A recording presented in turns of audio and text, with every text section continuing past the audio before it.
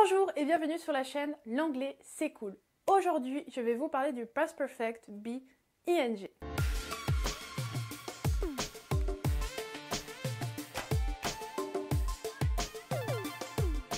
Alors oui, je vous l'avais dit dans la précédente vidéo, mais je n'en ai pas fini avec les temps et les aspects en anglais. Et oui, comme avec le present perfect qu'on avait vu il y a quelques vidéos de cela, il y a aussi du past perfect avec du be ing. Alors, passons tout de suite à la structure. Donc pour la structure, c'est un peu comme avec le present perfect, en fait vous allez retrouver de nouveau votre auxiliaire have, mais cette fois-ci bien évidemment il sera au prétérit. Ensuite, au lieu d'avoir votre verbe directement qui suit, vous allez retrouver l'auxiliaire forcément be, qui lui cette fois-ci sera au participe passé. Alors l'auxiliaire be, ou le verbe be également, c'est un verbe ou un auxiliaire qui est irrégulier, c'est-à-dire qu'il n'a pas la forme en ed à la fin, comme c'est le cas pour les verbes réguliers, au participe passé. Lui en fait, le verbe be, vous allez lui mettre le en à la fin et ça donnera been.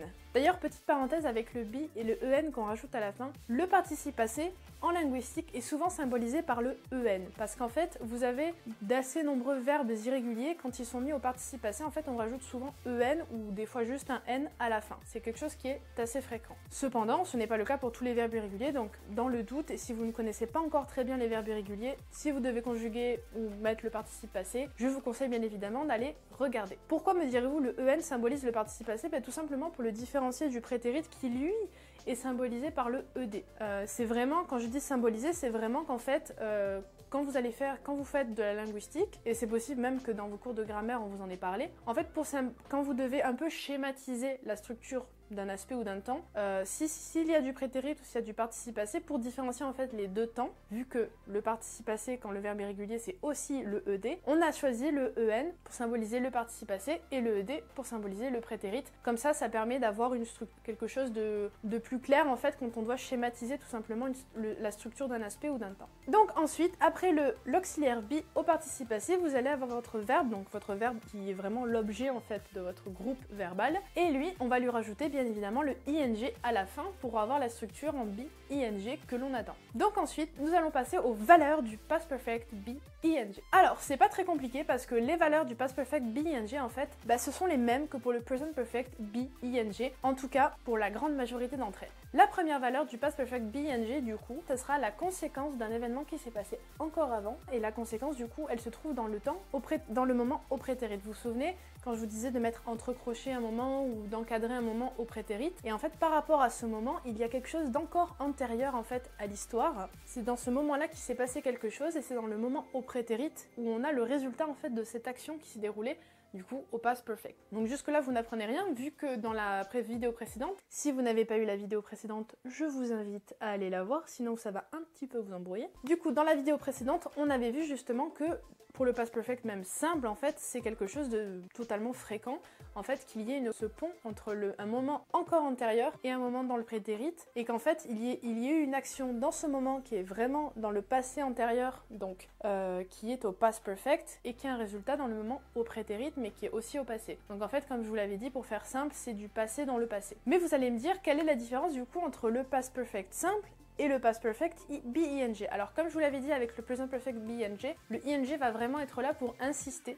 au final, parce qu'il n'y aura pas du tout en fait cette idée de continuité en fait comme on a souvent avec le be ing, par exemple quand il est avec du présent, tout simple, hein, pas de present perfect, où il y a vraiment cette idée d'action en cours, ou quand il est au prétérit aussi, où il y a l'idée d'action en cours mais dans le passé. Là en fait quand c'est avec des aspects comme le present perfect et le past perfect, ça va simplement ajouter un poids supplémentaire et en fait ajouter une insistance, une intention un petit peu différente. Il y a quelque chose de plus personnel en fait quand l'énonciateur parle avec du past perfect ou du present perfect et qu'il y ajoute en plus du ing. Ça donne pas plus de continuité à l'action, si c'est ce que vous vous demandez entre l'aspect present perfect simple et le past perfect simple et le ing. Non, ça donne pas plus de continuité parce qu'en fait c'est déjà un aspect qui donne cette continuité entre un moment passé et un moment soit passé encore ou soit présent. Donc ça y est déjà, c'est une notion, c'est une valeur qui est déjà présente. Donc ça aurait finalement pas forcément trop de sens si on rajoutait en fait de la continuité parce que c'est déjà présent. Donc on peut pas rajouter plus de continuité que ce qu'il y en a déjà, ou de lien ou de parallèle entre les deux moments. Non, en fait le ing, comme je vous l'ai dit, parmi ses valeurs en fait principales, en dehors du fait que ça peut être une action en cours, ça va vraiment être là pour donner une intention plus personnelle et pour insister en fait sur quelque chose, tout simplement. Comme je vous l'ai dit, le BNG c'est un peu ce petit grain de sel, vous voyez cette personne qui peut pas s'empêcher de mettre son grain de sel partout,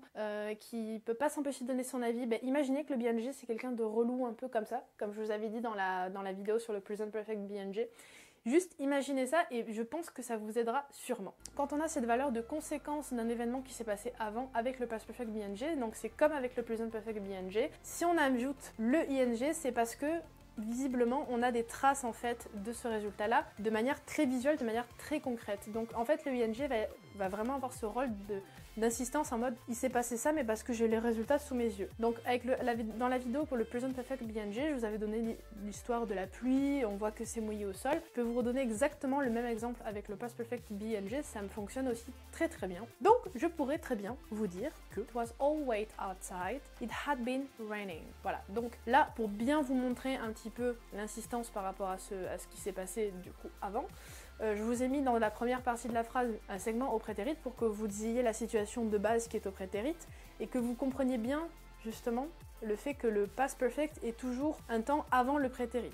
Et du coup, dans ce moment au prétérit, moi je capte que le sol il est mouillé. Voilà, c'est tout trempe dehors et du coup j'imagine très bien qu'il a plu en fait, qu'il a plu juste avant. Mais la chose très importante à retenir, c'est que quand je dis ça, effectivement, il ne pleut plus au moment où je le dis. C'est-à-dire qu'au moment où je constate que c'est mouillé dehors, si j'utilise le past perfect, c'est bien pour montrer que effectivement il ne pleut plus. Je pourrais utiliser du prétérit BNG s'il est encore en train de pleuvoir, mais là si ce n'est plus le cas, il faut bien faire attention, il faut utiliser du past perfect BNG et non pas du prétérit BNG parce que sinon vous allez rester en fait au même moment d'énonciation, sauf que l'un vous donnera le cadre de base et l'autre en fait ça sera juste pour décrire le fait que voilà, il était en train de pleuvoir au moment où je me suis rendu compte que c'était tout trempe dehors. Après par rapport à cette histoire de traces justement, donc de constats, de choses palpables, ça peut être beaucoup moins palpable et ça peut être simplement lié en fait à quelque chose auquel on a pensé ou que l'énonciateur a pensé avant de le dire, mais du coup ça reste quand même valable avec cette idée de conséquences et de traces entre guillemets visibles ou pas là pour le coup, parce que en fait la pensée ou la parole, même si c'est pas quelque chose de palpable, c'est quelque chose qui en soi laisse une trace et l'énonciateur en fait fait son propre cheminement, donc c'est quelque chose de beaucoup plus abstrait que le fait de voir concrètement la conséquence physique ou de manière palpable de ce qui s'est passé, mais de ce qui s'est passé encore avant. Mais voilà, ça peut fonctionner aussi du coup avec des verbes comme say, comme talk, comme think, comme vous voyez ce genre de choses qui amènent juste à la pensée ou à la parole. Donc là pour le coup c'est vachement plus abstrait et je pourrais très bien comprendre que vous n'ayez pas du tout le réflexe d'utiliser le BNG en plus du past perfect pour énoncer des faits avec des verbes de parole ou de pensée, ça je peux totalement concevoir. Mais voilà, ça existe, mais je pense que si vous mettez le BNG dans ces cas-là, c'est vraiment de nouveau pour apporter une insistance, que ce soit si c'est vous qui parliez, et si c'est quelqu'un d'autre, c'est parce que la personne va vouloir apporter quelque chose d'encore plus concret. Si la personne dit ça, c'est que vraiment il y a eu un gros cheminement avant qu'elle le dise, et du coup le BNG va vraiment être là pour souligner ce fait-là en fait. Le past perfect simple fonctionnerait très très bien, comme le present perfect simple aussi. Mais voilà, si vous voulez vraiment insister et apporter quelque chose en mode j'y ai vraiment bien réfléchi, voilà, ça m'a pris beaucoup de temps de réflexion, etc., etc. Je pense que l'UNG va vraiment servir à souligner ce truc-là en fait. Donc ce qui peut être un peu ambigu pour nous, les Français, c'est qu'on n'a pas, justement, comme je vous l'avais dit déjà, le BNG, on n'a pas ce truc-là pour insister quand on parle.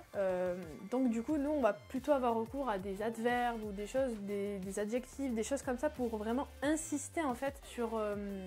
surtout si c'est quelque chose qu'on a pensé ou auquel on a réfléchi. Donc par exemple, si vous devez traduire une phrase comme ça en français, où vous dites voilà j'y ai pensé, etc., vous allez dire voilà, je me suis vraiment remué les méninges, j'ai vraiment pensé énormément, enfin voilà. Je pense que si vous devez traduire ça, vous allez avoir besoin de mots en plus, donc d'étoffer un petit peu en français, parce que sinon peut-être que l'idée complète ne sera pas totalement retranscrite dans votre traduction, et ça serait dommage. Ensuite, la deuxième valeur qui est très propre au past perfect BNG et qui l'est aussi pour le present perfect BNG, c'est la continuité entre deux mots.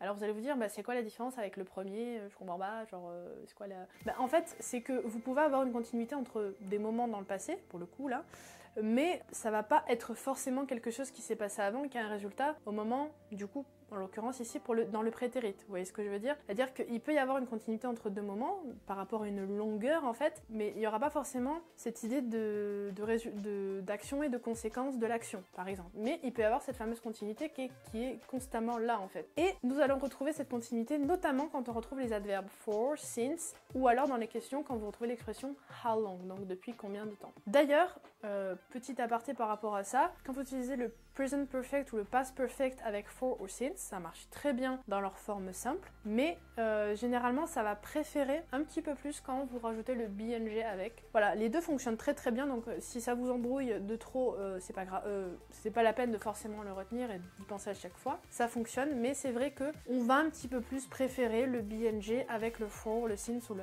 how long quand vous utilisez le present perfect ou le past perfect.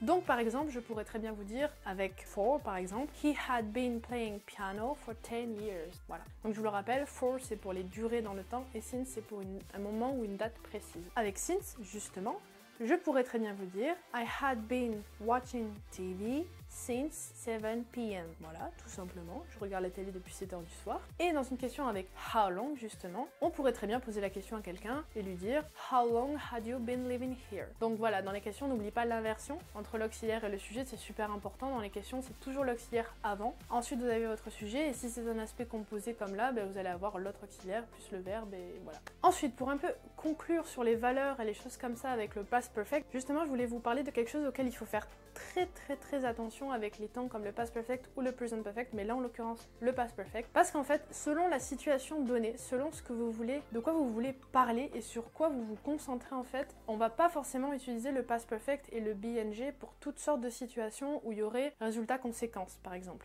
Vu que, comme je vous l'ai dit, dans tous les cas, c'est quelque chose qui existe déjà dans les valeurs de base en fait du past perfect ou du present perfect. Pour que vous compreniez mieux, je vais vous donner deux exemples et je vais vous expliquer à chaque fois pourquoi ça sera l'un et pas l'autre. Alors, mon premier exemple, c'est he felt sick because he had drunk 2 bottles of wine. Alors, ici, j'ai utilisé du past perfect simple, mais je ne pourrais pas ici utiliser du past perfect be ing. Pour la simple et bonne raison que ici, on s'intéresse principalement au fait qu'il a bu 2 bouteilles de vin. Voilà, c'est vraiment sur ça qu'on met l'emphase dans la phrase et sur rien d'autre. En fait, c'est vraiment sur ça qu'on se concentre et c'est vraiment ça la chose la plus importante en fait dans la phrase que je viens de dénoncer. Et parce qu'on s'intéresse justement à ce résultat, à cette quantité en fait que la personne a bu de vin, ou d'autres choses, hein, ça marche avec plein d'autres choses, c'est pour cela qu'on va utiliser le past perfect simple et pas le BNG. Par contre, si je vous dis he felt sick because he had drinking wine, là le past perfect BNG fonctionne parce qu'on se concentre, l'autre fonctionnerait aussi, mais là on peut l'utiliser parce que on se concentre uniquement sur le fait qu'il a bu du vin en fait, mais pas sur la quantité. Donc là on s'intéresse vraiment à l'activité, le fait de boire, voilà, je dis on s'intéresse au vin mais ça peut être totalement autre chose, mais là en fait dans cette deuxième phrase on s'intéresse surtout au fait qu'il a bu, donc c'est ça qui est le plus important, c'est sur ça qu'on met l'emphase et pas sur la quantité en fait, voilà. Donc c'est ça la différence entre la première et la seconde phrase. Donc en fait, vous allez me dire mais comment on perçoit ça, comment on peut faire attention à ça? Alors tout simplement, si vous avez un verbe et qu'après ce verbe, vous avez un complément, donc comme là on a le complément que c'est 2 bouteilles de vin dans la première phrase, c'est là qu'il va falloir faire attention en fait. Si vous avez juste votre verbe et rien d'autre après, l'UNG fonctionnera très bien. Comme dans la deuxième phrase, je m'arrête au mot drinking wine. Voilà, tout simplement, je n'ai pas dit plus. Je n'ai pas dit plus, je n'ai pas dit un complément où on s'intéresse forcément à la quantité exacte en fait de ce que la personne a bu. Mais si je rajoute un complément et que ces compléments en fait ça m'indique justement la quantité exacte qui a été bu, là pour le coup comme l'emphase va être surtout là-dessus, on ne pourra pas utiliser du BNG. Parce qu'en fait le fait qu'il a bu une certaine quantité, ça insiste déjà en fait. Ça donne déjà une insistance sur le fait que oh vous vous rendez compte il a bu 2 bouteilles de vin. Vous allez me dire oui mais tu as dit que le BNG justement ça servait à insister, nanana.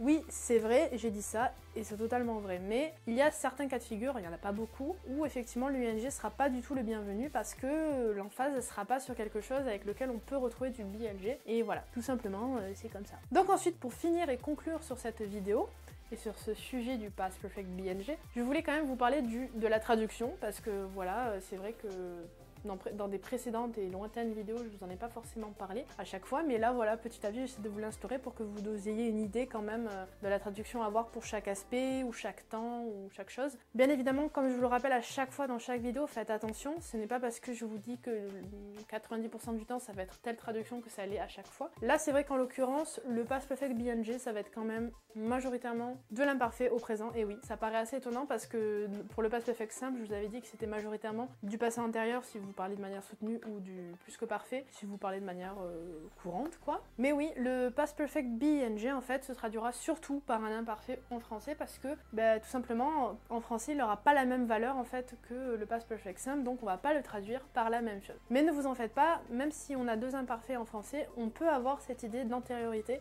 d'un moment par rapport à un autre, ça peut fonctionner aussi, même si bien évidemment ça va être beaucoup plus marqué quand vous allez utiliser du plus que parfait ou du passé antérieur, c'est la même chose, c'est juste qu'il y en a un qui est plus... voilà, plus snobidard que l'autre, plus personne parle comme ça, c'est un peu comme le passé simple, et je pense même que c'est pire. Mais voilà, donc pour le past perfect BNG, faites attention, ça sera surtout de l'imparfait, donc ne mélangez pas la traduction du past perfect simple et du past perfect BNG, même si comme je vous l'ai dit, faites attention au contexte, faites toujours attention au contexte, faites toujours attention à la situation, faites toujours attention à l'énonciateur, réfléchissez bien, surtout pour ce genre d'aspect où il y a deux aspects en un finalement, donc vraiment faites bien attention à tout ce qu'il y a autour en fait de cet aspect, du contexte, de l'énonciateur, qu'est-ce qu'il veut dire, qu'est-ce qu'il raconte, etc. C'est ce qui vous guidera et ce qui vous aidera justement à savoir si oui ou non vous allez utiliser tel ou tel temps en français. Donc voilà, j'en ai fini avec cette vidéo, n'hésitez pas à me dire ce que vous en avez pensé dans les commentaires. N'hésitez pas non plus, si vous avez des questions, à me les poser également en commentaire. Si la vidéo vous a plu, n'hésitez pas à mettre un pouce bleu en bas de la vidéo. N'oubliez pas non plus de vous abonner, je vous le dis à chaque vidéo, mais c'est super important et ça nous fait super plaisir à nous, créateurs de contenu, parce que ça nous prouve tout simplement que notre travail vous plaît. N'hésitez pas non plus à activer la petite cloche, ça c'est pour vous, c'est méga important parce que si vous l'activez pas, vous serez pas au courant en avant-première de toutes les vidéos qui sortiront et ça c'est bien dommage. Sur ce, je vous souhaite un très bon week-end, je vous souhaite surtout bon courage pour cette période de confinement qui n'est facile pour personne. Toutes mes pensées vont surtout au personnel médical qui eux ne s'arrêtent pas par contre et ont même beaucoup plus de travail que n'importe qui d'autre en ce moment. Donc toutes mes pensées vont vers eux si jamais ils tombent sur cette vidéo. Bon courage sinon à tout le monde, aux personnes qui doivent quand même aussi encore travailler pour X raisons, aux personnes qui travaillent aussi de chez elles ou personnes qui sont confinées avec plein d'autres personnes et c'est un peu la galère. Bref, une grosse pensée pour vous tous parce que voilà, on est tous un peu dans le même bateau. Mais surtout respectez bien les règles d'hygiène, de sécurité, ne sortez pas pour rien, lavez-vous bien les mains, faites bien attention à tout ça. Et voilà, en attendant, regardez mes vidéos, ça vous fera passer le temps. Et en plus vous apprendrez de l'anglais. Sur ce, je vous fais de gros bisous, je vous souhaite un très bon week-end et je vous dis à très bientôt dans une prochaine vidéo. Bye bye!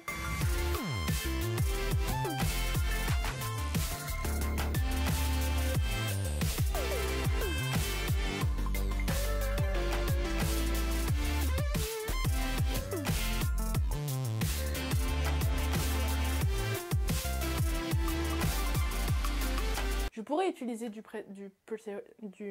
donc ensuite pour finir